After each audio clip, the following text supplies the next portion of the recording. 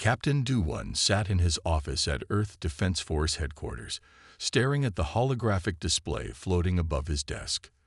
The message kept playing on repeat, its contents both amusing and concerning. "People of Earth," the alien voice announced in perfectly translated English, "I am Ambassador Tal of the Galactic Council. We have been watching your civilization's progress with great interest. As a developing world, we feel it is time to offer you our guidance and protection." Do-1 took another sip of his coffee, hiding his smile. The alien ambassador's purple skin gleamed under their ship's lights, their 4 eyes blinking in what they probably thought was a friendly manner. "Sir," his assistant's voice came through the intercom, "the President wants your assessment." "Tell her I'll be there in 5 minutes," Do-1 replied, standing up to straighten his uniform. He gathered his tablet and the preliminary reports from his team. The meeting room was already full when he arrived. World leaders attended through secure holograms, their images flickering around the large oval table. President Yoon sat at the head, her expression neutral as she studied the alien message playing on the main screen. "Captain Do-1, your thoughts?" she asked. "They think we're primitive," he said simply. "Their scans only picked up what we wanted them to see. Our outer defense grid appears as simple communication satellites to them. They detected our nuclear plants but missed the fusion reactors. They see our rockets but not our quantum dry ships." "And their technology level?" General Kita asked from his hologram. "Based on their ship designs and energy readings, they're about 50 years behind us in most areas. Their fastest ships use regular warp drives. They haven't discovered dimensional folding or quantum shielding yet." President Yoon nodded slowly. "So they've come to protect us, thinking we're an easy target for resources and maybe cheap labor." "Exactly," Do-1 confirmed. "They'd done this before. Our deep space monitors have watched them absorb 6 other civilizations in the past decade. They offer protection, then slowly take control of the planet's resources and workforce." "Options?" the president asked. "We play along," Do-1 suggested. "Let them think they're dealing with a simple, developing world.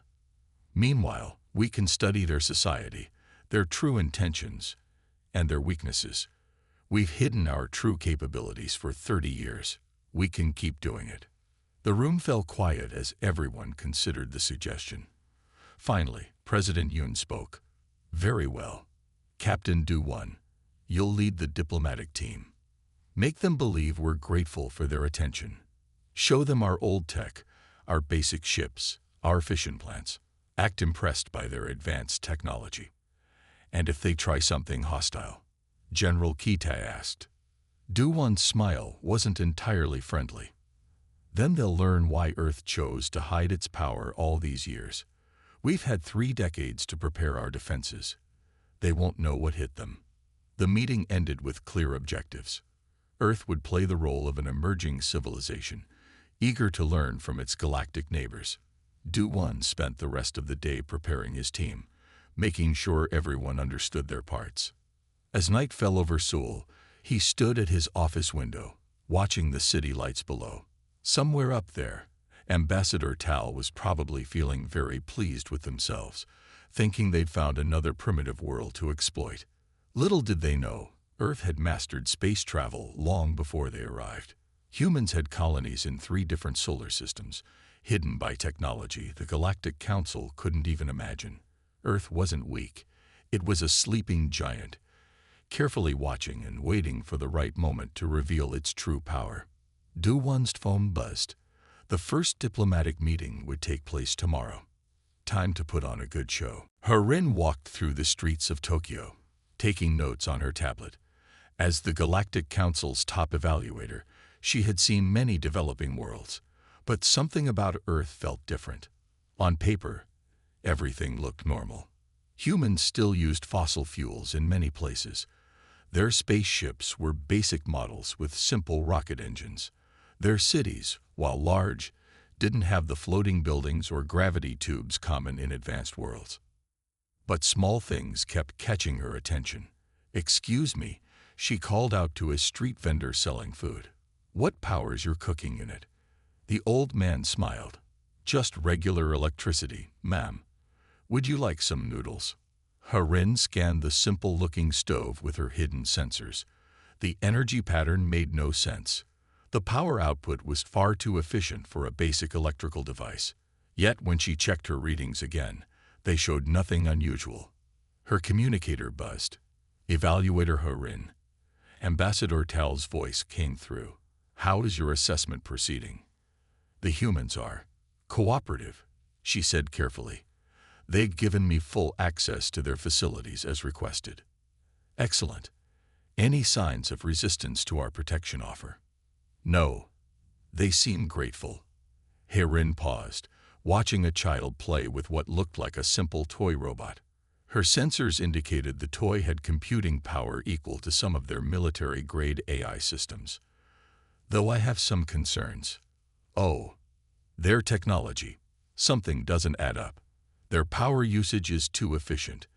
Their computers process data in ways our scientists don't fully understand. Even their basic machines show signs of advanced engineering. Ambassador Tal laughed.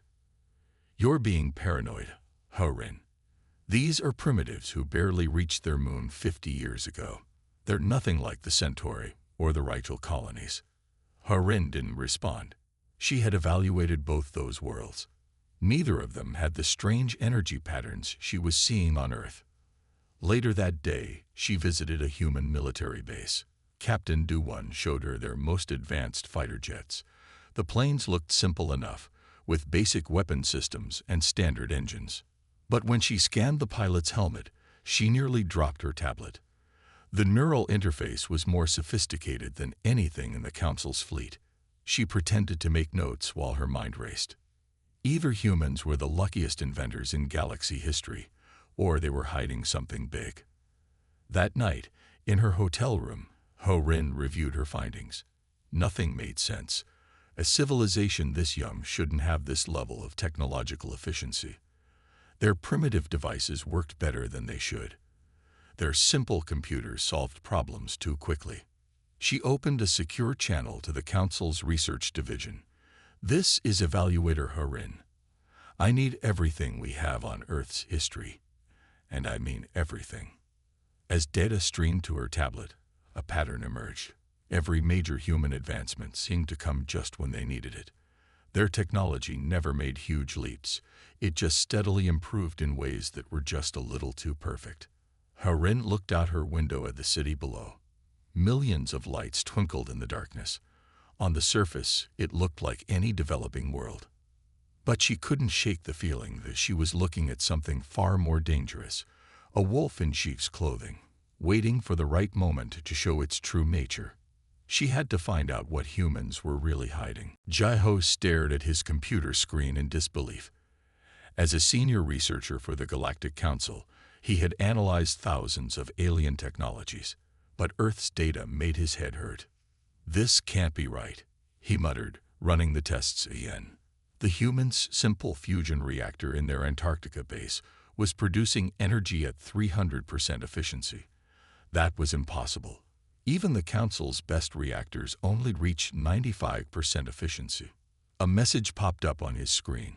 It was from Harin. Found anything strange? She asked. Jai-Ho laughed. Strange doesn't begin to cover it. These humans, they're either breaking the laws of physics or they're hiding their real technology. Keep digging, Harin replied. I'm sending you data from their AI research labs. The new files made Jai-Ho sit up straight. Earth's public AI systems were basic learning machines, nothing special. But when he looked deeper at their code, he saw something amazing. Hidden in their simple programs were patterns that suggested true consciousness, something the Council had tried and failed to create for centuries. Harin, he typed quickly, we need to talk, not on official channels. They met in a secure virtual room, their avatars facing each other in digital space. The humans are lying to us, Jai-Ho said without greeting. Everything about their technology is wrong. Their fusion reactors shouldn't work that well. Their AI shouldn't be this advanced. Even their basic machines are hiding something. Harin's avatar nodded. I know. But why? Why pretend to be less advanced? Think about it, Jai-Ho said. What do we do to civilizations that might threaten the Council? We eliminate them, Herin answered quietly. Like the Centauri. Exactly. But what if Earth knew that? What if they've been watching us all along, hiding their real power until they were ready? Jai-Ho pulled up more data. Look at their space program. Their rockets are slow and inefficient on purpose. The fuel mixture they use, it's carefully designed to look primitive while actually being more advanced than our best ships. How long do you think they've been doing this? Herin asked. Decades at least. Maybe centuries. They've built their entire civilization as a cover story. Jai-Ho shook his head in admiration. It's brilliant. While we thought we were studying them, they were studying us. A warning light flashed in their virtual space. Someone was trying to access their secure channel. Delete everything, Herin said quickly. If the Council finds out. Too late, Jai-Ho replied, watching his screens light up with alerts. Someone already knows we know. In his lab on the Council's main ship, Jai-Ho's computers suddenly shut down. When they restarted, all his data on Earth was gone. Only one file remained, a simple text message. Thanks for figuring it out. Don't worry, we're not your enemies. Just keep this between us for now. Captain Do-1, Earth Defense Force. Jai-Ho sat back in his chair, realizing the game had just changed. Earth wasn't just hiding its power. It was about to show it. And the Council had no idea what was coming. The pirate fleet appeared without warning.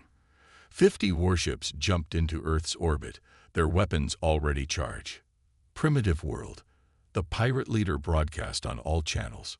Surrender your resources or be destroyed. You have 1 hour to decide. In his command center, Captain Do-1 sipped his coffee. Behind him, President Yum watched the main screen with calm eyes. Should we show them? Do-1 asked. The president nodded. They chose to attack. Time to drop the act. Do-1 pressed a button on his chair. Across Earth, hidden defense systems came to life. The communication satellites transformed, revealing powerful weapon platforms. The old space stations shifted, showing their true forms as battle stations. This is Captain Do-1 of the Earth Defense Force. He broadcast to the pirates. You have entered protected space. Leave now, or we will respond. The pirates laughed. Their leader, a scared alien with red scales, appeared on screen. Protected. By what? Your primitive rockets. Your ancient weapons. Last warning, Do-1 said simply. The pirate fleet opened fire. Their energy weapons, advanced by Council standards, shot toward Earth.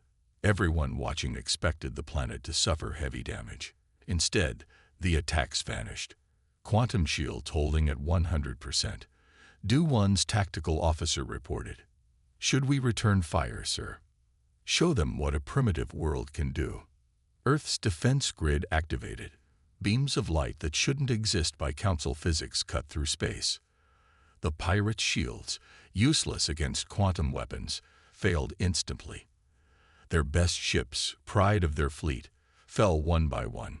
Impossible. The pirate leader screamed. You can't have this technology. The Council said. The Council was wrong. Do-1 interrupted. Earth is not primitive. We never were. In orbit, the remaining pirate ships tried to flee. They engaged their fastest drives, expecting to jump to safety. Instead, they found themselves frozen in space. Gravity locks engaged, the tactical officer reported. They're not going anywhere. The entire battle lasted 5 minutes. When it was over, 48 pirate ships were disabled. 2 had been destroyed when they tried to ram Earth's defenses. On the Council's main world, alarms blared. Emergency meetings were called. Analysts tried to understand how a primitive world had defeated one of the largest pirate fleets in the galaxy. Herin and Jai-Ho watched the data pour in, sharing knowing looks.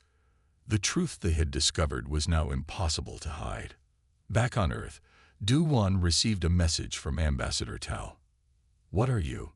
The ambassador asked, fear clear in their voice. We are Earth, Do-1 replied. And it's time for the galaxy to know who we really are.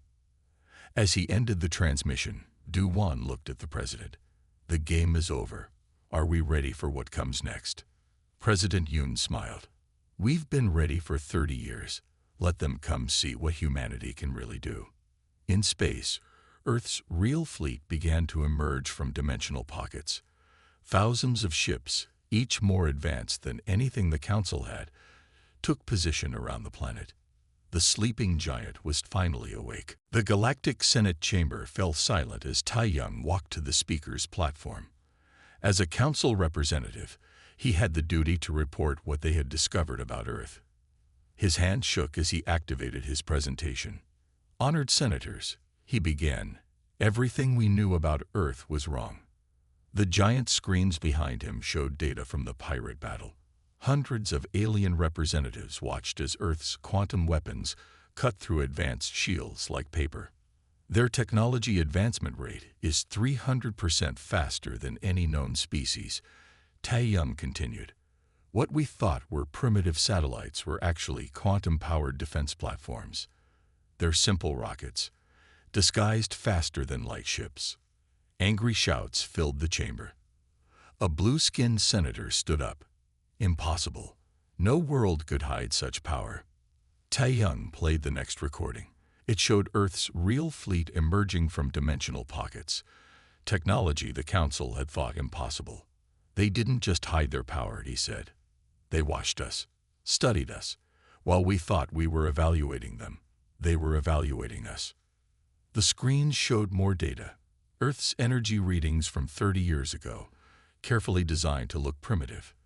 Their first space flights, deliberately slow and inefficient. Their computers, hiding quantum processors behind simple interfaces. Their weapons, Tae-young said, are not just advanced. They operate on principles our science cannot explain. The pirates' defeat wasn't luck. Earth let them attack to show us what they could do. In the back of the chamber, Ho-rin and Ji-ho watched their research findings appear on screen. Everything they had discovered, now public knowledge. But why? Another senator asked. Why hide their power? Because of us, Tae-young answered quietly. Because the Council destroys civilizations we think might threaten us. Earth knew this. They saw what we did to the Centauri. So they hid, waiting, growing stronger in secret. The chamber erupted in chaos.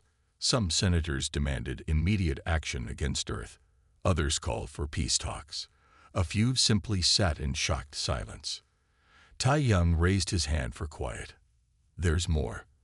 We've detected human quantum signatures in other galaxies. They haven't just been hiding on Earth. They have colonies we never knew existed. The final images appeared. Human outposts in distant star systems, ships that could cross galaxies in days, energy readings that broke known physics. We face a choice, Tae-young concluded.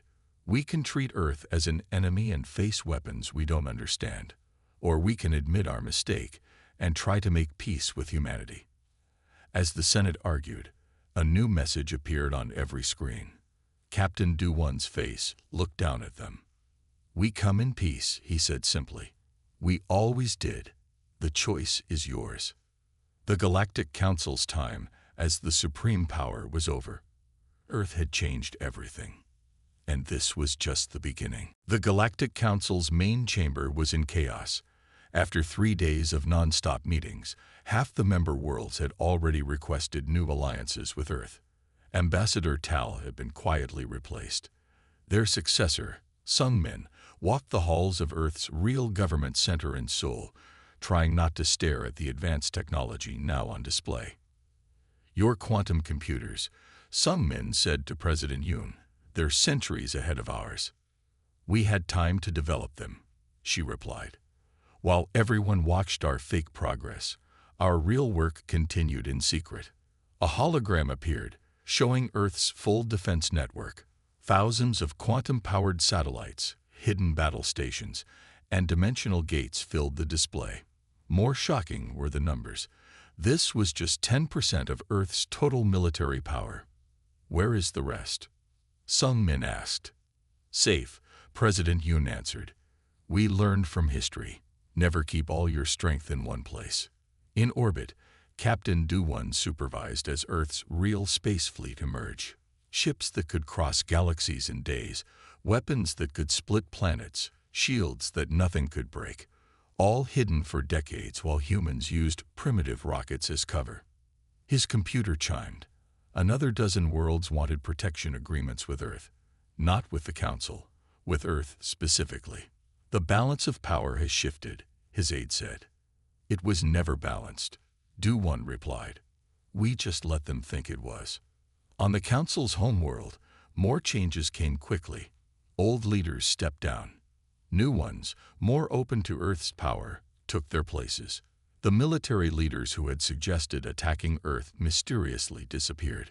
Sung Min's next meeting was in a secret facility under the Pacific Ocean. Here, humans showed them technology that seemed like magic. Ships that could fold space, energy sources that never ran out, computers that thought like living beings. Why show us now? Sung Min asked. Because it's time for change, President Yoon said. The galaxy needs balance, real balance, not just one group controlling everything. A new message flashed across all council networks. Earth was opening diplomatic relations with all worlds, not through the council, directly. Old rules about technological sharing were being ignored. The age of council control was over. Earth wasn't asking permission anymore. They were setting new rules. In his office, Captain Do-won watched the political earthquake spread across the galaxy. Everything was going according to plan. Humanity's long game, decades in the making, had worked perfectly. The sleeping giant wasn't just awake. It was changing everything. Min Jae stood before the Galactic Senate, Earth's true power now fully visible. As Earth's chief diplomat, he had the task of explaining what came next. For centuries, he began. Humanity watched the stars. We saw how the Council treated lesser worlds, how they crushed any civilization that grew too strong. So we chose a different path. The screens behind him showed Earth's history, not the fake version they had shared, but the real one. Ships that reached Mars in days, not months. Cities under the oceans. Colonies in distant galaxies, all hidden by technology the Council couldn't detect. You thought we were primitive because that's what we wanted you to see, Min Jae continued. Our rockets were slow on purpose. Our computers seemed simple by design. Every piece of technology we showed you was carefully crafted to look weak. He pressed a button, and new images appeared. Earth's quantum research facilities. Their dimensional folding technology, power plants that created endless energy from nothing. But while we pretended to be primitive, we studied you, your strengths, your weaknesses, your fears. Min Jae's voice remained calm. We watched you destroy the Centauri because they developed too quickly. We saw you enslave the Rigel worlds because they refused your protection. The Senate chamber was silent. Many representatives looked away, ashamed. Today, that ends, Min Jae declared. Earth is opening its technology to all worlds, not through the Council, directly. Any civilization that wants to learn can learn. Any world that wants to grow can grow. Shouts of protest came from the old Council leaders. Min Jae waited for quiet. You can't do this, one senator yelled. There are rules. Your rules, Min Jae corrected. Rules made to keep power in few hands. Those rules no longer apply. On screens across the galaxy, people watched as Earth revealed its true face. Ships that could cross between galaxies in moments. Weapons that could stop wars before they began. Medicine that could cure any disease. We chose isolation to learn about you naturally, Min Jae explained. Now we choose to help everyone grow. Not as servants, not as lesser beings, but as equals. The vote that followed was quick. The Council's power to restrict technology was removed. Earth's offer to share its advancements was accepted. A new age had begun, and humanity, after centuries of hiding, was finally ready to lead it. Captain Du-1 stood on the bridge of the starship Seoul, Earth's newest flagship. As Supreme Commander of the Joint Galactic Fleet, he now led ships from 50 different worlds. Each vessel carried both human and alien crews, sharing knowledge and technology. "Fleet status?" he asked. "All ships ready, Commander," his alien second officer reported. "The quantum drive network is stable." Below on Earth, Ha-Rin and Ji-Ho worked in the new Galactic Science Center. Once Council researchers, they now helped bridge the gap between Earth's advanced technology and other worlds' understanding. The hardest part, Ha-Rin told her students from 20 different planets, is accepting that most of what you know about physics is wrong. Humans broke those rules centuries ago. In her lab, Ji-Ho tested the latest quantum computers. Alien scientists watched in wonder as the machines solved problems their best systems couldn't even understand. "How did humans discover this?" one asked. "We looked at the universe differently," Ji-Ho explained. "While others tried to follow rules, we asked why those rules existed at all." The changes spread across the galaxy. Old Council weapons were replaced with Earth's peacekeeping technology. Ships that once threatened worlds now protected them. Medical centers used human healing methods that seemed like magic to other races. President Yoon met with leaders from 1,000 worlds. Together, they created new laws, fair ones, based on respect rather than fear. "Earth hid its power because we had to," she told them. "Now we share it because we want to." The galaxy grows stronger when everyone grows together. In space, Du-1's fleet guarded the new order, not with threats, but with help. When pirates attacked, they were captured, not killed. When worlds fought, Earth's ships brought peace.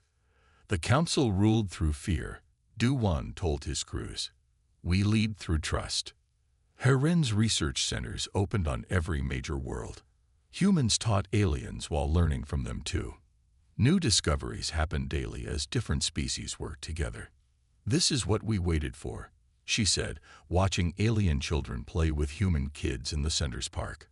Not to rule, but to unite. The old council chamber became a place of real debate.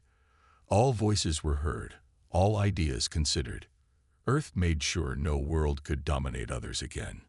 As his shift ended, Du-1 looked at the galaxy map. Green lights showed thriving worlds where red warning signals once flashed. Trade routes connected planets that once feared each other. New colonies grew in peace, protected by the fleet. "Was it worth the wait?"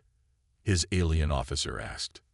Du-1 smiled, remembering decades of hiding, of playing weak, of watching silently. "Every second," he answered.